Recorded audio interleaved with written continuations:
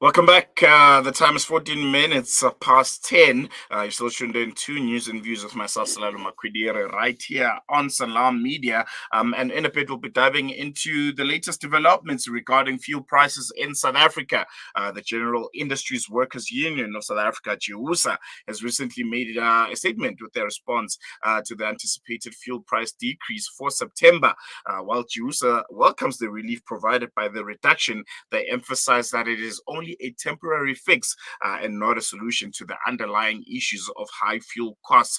And joining us to shed light on their stance and the proposed long-term solutions is Koketso Phasha, the media officer for GIWUSA. Koketso will help us understand why GIWUSA believes that a deeper, more sustainable approach is needed to ensure affordable fuel for consumers and support for small, medium, and micro enterprises. We'll also explore their proposals for the nationalization, price regulation, and investment in renewable energy as their vision for a more equitable economy. Koketso, thank you so much for joining us. Welcome to Salam Media. I really appreciate you giving us your time. Greetings to you, greetings to the audience. It's a pleasure being here. I think first and foremost, reading your statement, GIWUSA has welcomed the anticipated fuel price decrease for September. Can you briefly explain how this decrease will impact consumers and why it's seen as a positive development? Well, this is going to affect consumers in a way that obviously you're going to save a few cents at the pump or a few rands at the pump stations. That's the only thing which consumers are going to benefit from this.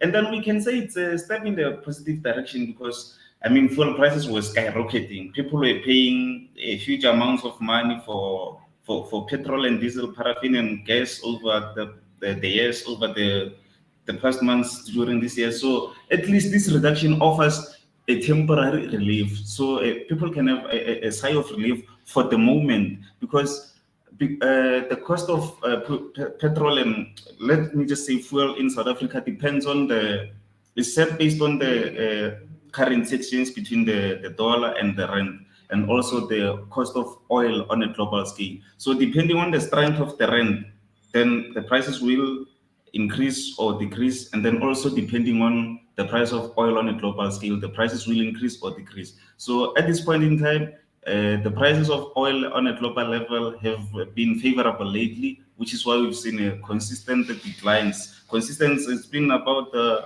3-4 months now with the fuel prices decreasing in South Africa. And then we can say it's a step in a positive direction in that regard. However, with regards to the currency, well, because of various factors in the markets, it can also contribute to the rising and the decrease, as I've already mentioned, the strength of our currency versus that of America, which is used to buy the oil, which I just referred to now. GIWUSA has proposed several measures to ensure sustainable and affordable fuel prices. One of those being the nationalization of the petrochemicals industry.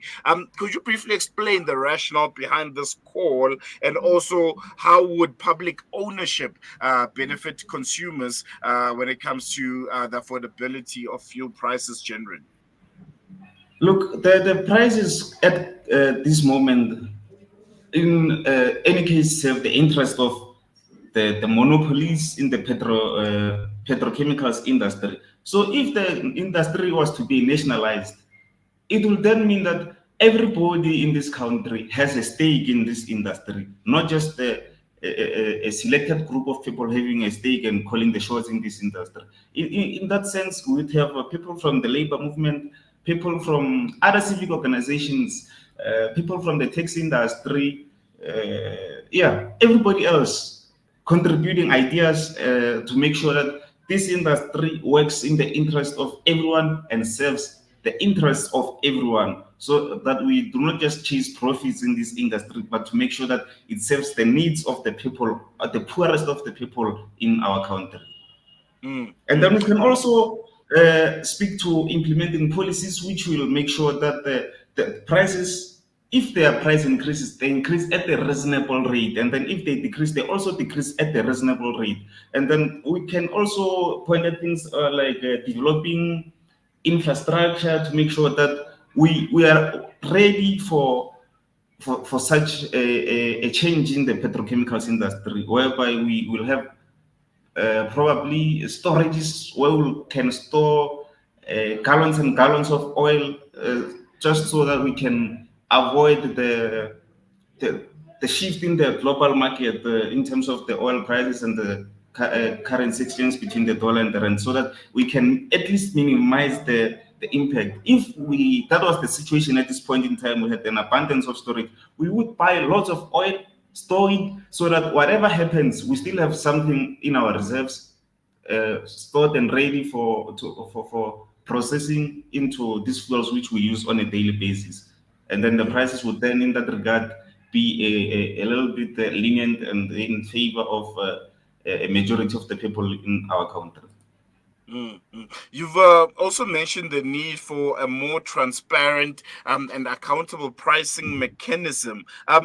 What would that look like? What would a democratic pricing system look like, and how would it prevent, price gauging and ensure fair fuel prices for consumers and South Africans at large?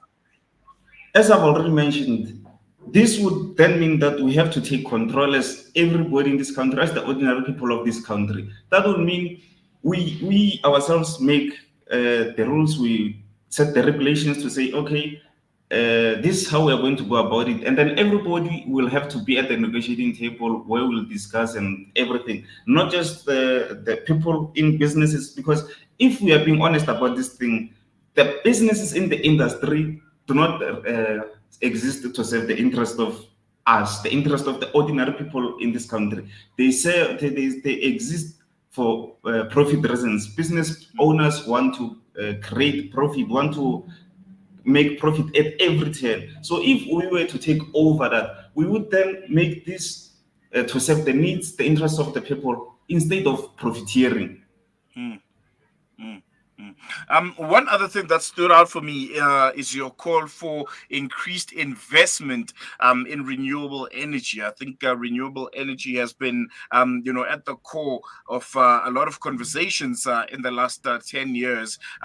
How do you envision a transition of a transitioning to a cleaner energy source? And what role should SOEs like SASO play in this transition?